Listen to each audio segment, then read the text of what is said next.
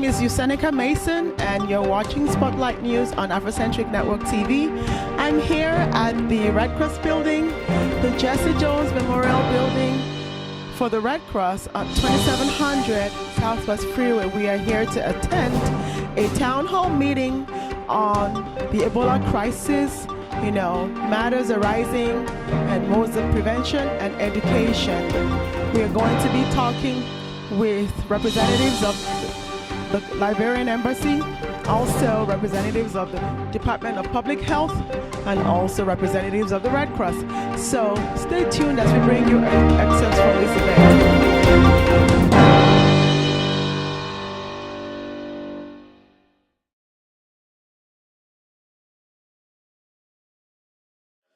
A lady calls me directly on my office phone, and she says, "Can I speak to CDC?" And I said, "This is not the CDC, but this is Dr. Raouf Arafat. I'm the director of the Office of Surveillance and Public Health Preparedness in the city of Houston. How can I help you?" I said, "Okay." Then I got the right man. I said, "Okay." She said, "I'm at Bush Intercontinental Airport right now, and you need to come right now to see what's going on here." I said, "Okay, what's going on?" She said, "Ebola will spread in Houston. Everybody will die." And I said, "Oh, from the airport?" And she said, "Yes." I said, "Why? Why do you think so?" And she said, "Look, I'm here at Starbucks. Everybody goes and touches the container that has milk in it. And these people are black people coming from Africa. I'm sure that they have Ebola and stuff like that." So I have to go on to discuss the issue of Ebola with her for about 20 minutes, And Sean can tell you how busy I am. So I don't take a break. I don't even never take lunch. So they know that. So anyway, so I spend time to explain to her. A third example. This lady calls me and says, "You need to tell me right now what are the shots that I need to take today to prevent myself from getting Ebola." So I told her, "Ma'am, we don't even have Ebola in Houston. Why are you so worried?" Said, "I live in a neighborhood, and they have some people, black people, and they are from Africa and stuff like that." So I'm telling you that it is really an amazing thing when people just don't even realize the importance of science. You need to understand the basics. So I tell my staff there are 3 questions. Today we had a long meeting, more than an hour and a half meeting with staff. We do that almost every day or every other day. Okay, what are the basics? Have you traveled to West Africa?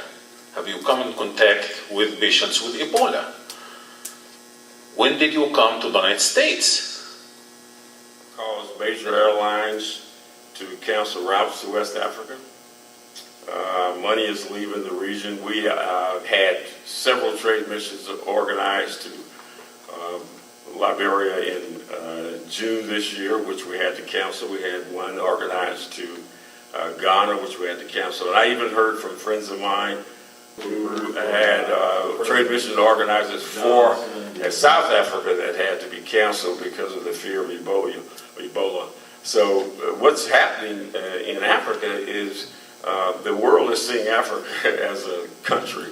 And I know you've heard that before when you say there's Ebola in West Africa, people see the whole country. So I'm certain that the economy of the entire continent is being affected.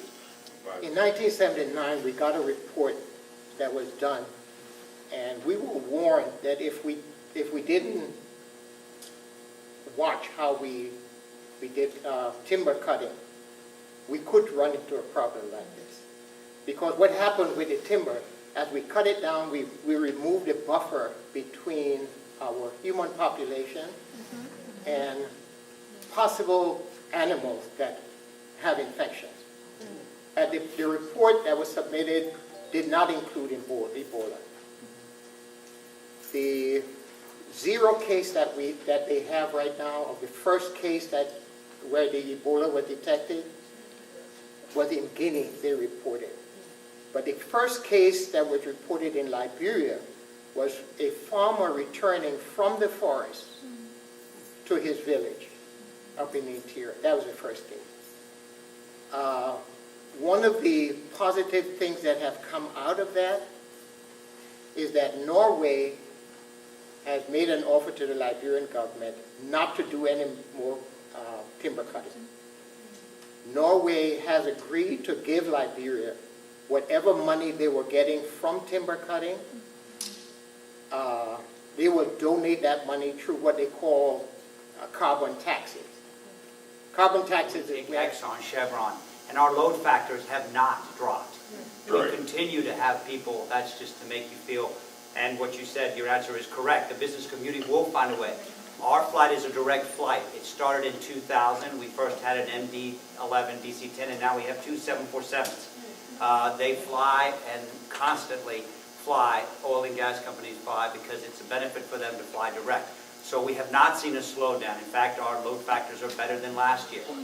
You know, we're now speculating, it's only speculation, that if he had been treated the first time he showed up, that his chances of survival would have been significant. Yes. Not to say that he would have survived, but his chances, because you can see with the cases, with the nurses, with everyone who has come in at an earlier stage. Because the disease really is a disease of dehydration and getting you to a point where your systems fail. And the earlier you can get someone, is the more you can begin to address that and then address the associated conditions that come along with it. And so that's why you're not seeing a lot in terms of the individuals along that case. But yeah, I would say that he probably did not get the now, when he got into the hospital and he was further along, I think the care he got was probably the state-of-the-art care. But it was at a point, it was too late. I mean, we've raised over $3.1 million to this effort just in the United States. Our largest contributor being Paul Allen from the Pacific Northwest, who is given specifically to be able to help for this.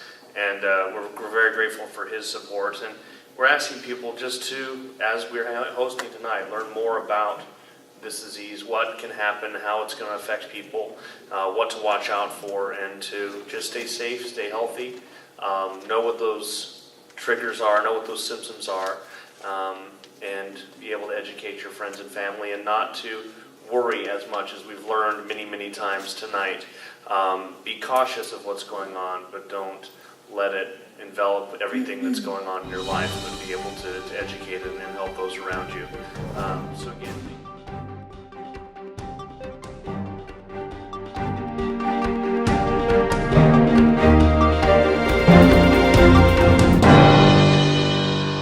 that the Department of Health has about this virus and the epidemic going on around the world right now, especially concerning the citizens who live here in the city of Houston?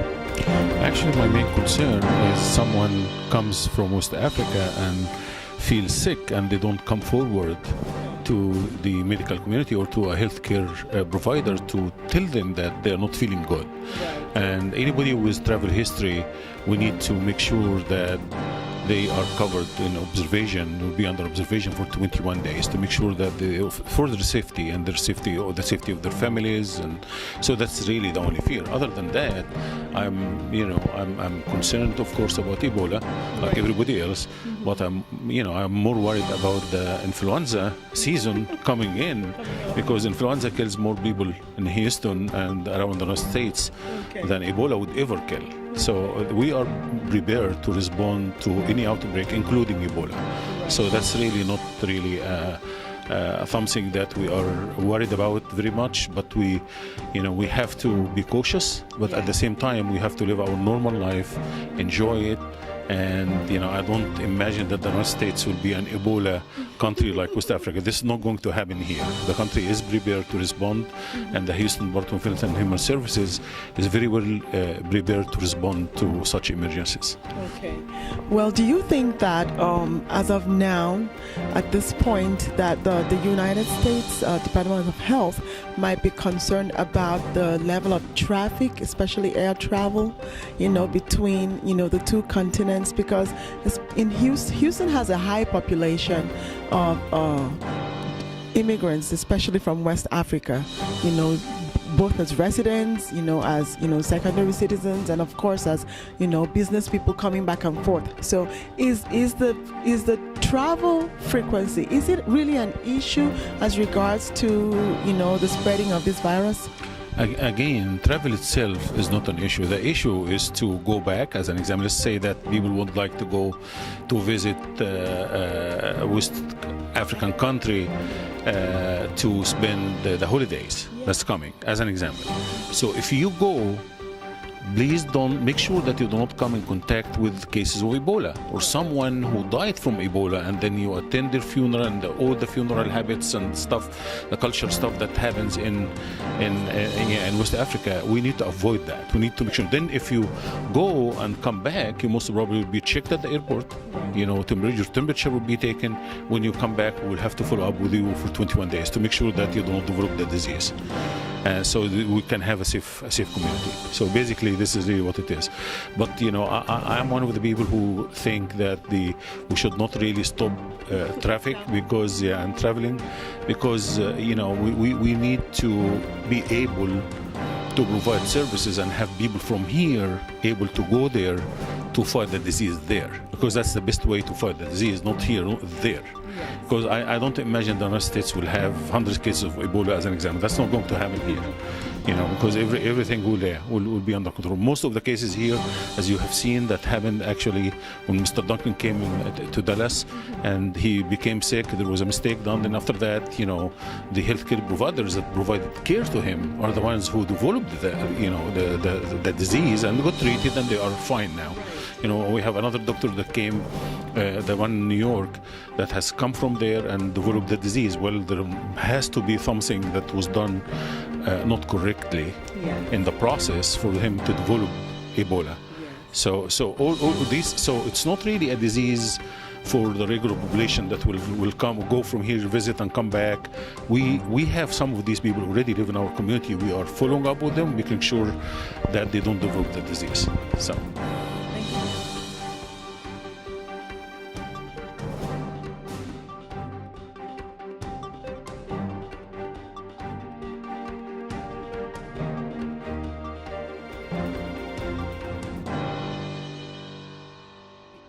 Is on the population here in the city of Houston as well as in Dallas right now?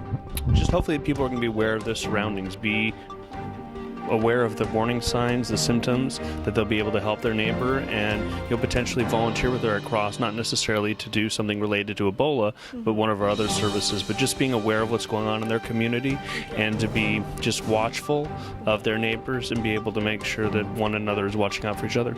Wonderful. One of the big things that we're assisting with right now is with software. There's a company out of Florida, and the website is ebolamap.info, and that site is being used by first responders on the ground as a means of quickly identifying suspected Ebola patients, getting them to isolations or treatment centers. And so that's one of the things we're trying to do, push that, as well as getting Liberians who are, say, upgrading their phones right now, smartphones, to donate those phones for use in the Ebola effort in trying to get the information out, as well as to for the first responders. Okay, so this donation for phones, for example, is it for use here in the United States or for use overseas? No, in the U.S. we have a very large Liberian population, and they're spread all over the United States. In each one of the major cities, you have Liberian associations from different groups or different sectors of Liberia. So we found out that the best way to do is to get these organizations to make contact with their community leaders in whatever part of Liberia, whether it's Nimba, whether it's Grand G, whether it's in Cape Town, and then donate those phones to those leaders over there. Okay, so then they can make contact. They use those phones, the smartphones, to access the site I just told you about, ebolamap.info, and they can then use that to get information. If someone calls in with an Ebola suspected case, the site automatically tells where that person is calling from. So the first responders know where to go because it's not like you have a house number or a street address. So they have to figure out where that site is, and this is one of the good things that this organization is I doing. just want the viewers to know what, is your motivation for putting this program, this event together this evening, and also what is the main piece of information that you are wanting to, send across to the African diaspora. We're here to represent them.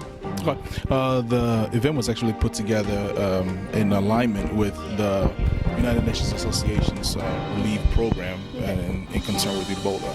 Okay. So, who's led here in the Houston chapter by Dr. Tita Banks. So we got together and decided that, hey, since this Ebola crisis is out here, right, and given the number of West Africans that reside in Houston, right, it's easy for fear and anxiety to take place, right? So in order to help contain that, let's have a town hall meeting, let's have a platform that we can discuss these issues. I mean, we're not having this platform to look for resolutions or solutions, but actually just to have a conversation about where we are, what are the protocols or the guidelines that's being used by the city of Houston in coordination with the health department and all the organizations to make sure that this crisis is not more than what we think it is. Right?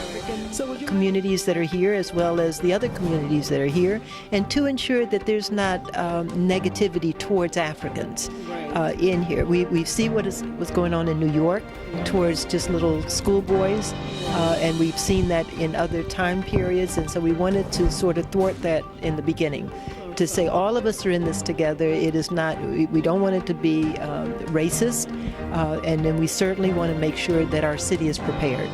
Right. It's with any kind of virus or any kind of infection, such as with a common cold or with influenza.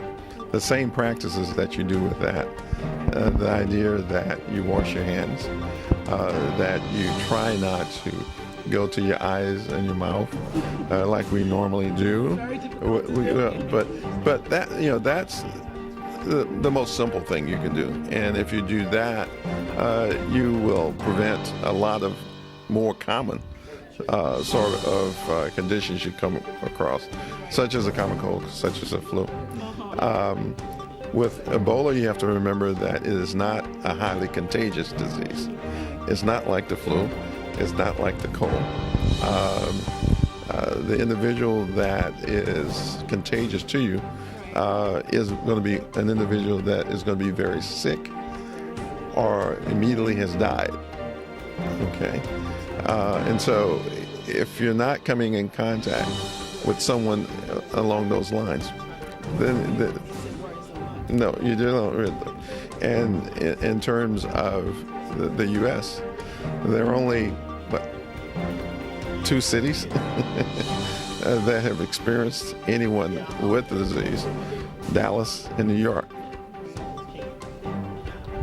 Only 1 death? Okay. There are more people that die from the flu in this country every year than 1. So I would say to your audience, if they're in this country, they have very little to worry about. It doesn't mean that they shouldn't educate themselves about the disease and how one can contact it. But to worry about it not going outside, not going to the movies, not going to places that they normally do, don't worry about it. If they're going to react to someone who's suspected of having Ebola and actually isolating them or quarantining them, the quicker you can stop the spread. We're noticing in Liberia in particular that we finally see the curve bending in the number of cases. So we believe that that's one of the things that it's not just building isolation centers, because if you're just building isolation centers and people are still transmitting Ebola, you're going to end up with an unlimited number of beds that you're going to need. But if you can react early and get to people, like we pointed out in the meeting today, Mr. Duncan, unfortunately, went into the hospital when it was late. You can tell that you only can transmit this disease when you're symptomatic, right? If you can get people when they start complaining of headaches, start showing high temperatures, and isolate them, and give them hydrate them, you can protect their family, and you have a much better chance of survival. I'm going to leave one portion to Dr. Jones. Okay. The part that I'm concerned about is we were getting calls in terms of how can we help West Africa. And so our two major vehicles right now are we have on our website with africare.com, africare.org, and then the unausa.org. So both websites have information there how we here can help people at home. Okay. So that's what I would urge people to do it, because you're going to have a lot of different organizations saying do this, do this, do this. So this is a way to really collaborate, to concentrate the information and make sure that all of the vehicles that we're using are legitimate vehicles and that the assistance will get to where it's supposed to get to. We have just concluded the Ebola Awareness Town Hall meeting, where discussions were made about Ebola preparedness and community concerns. And two key pieces of information that I have for you is one, report to the health department or to the nearest hospital if you think you may have symptoms of Ebola. Two, early detection.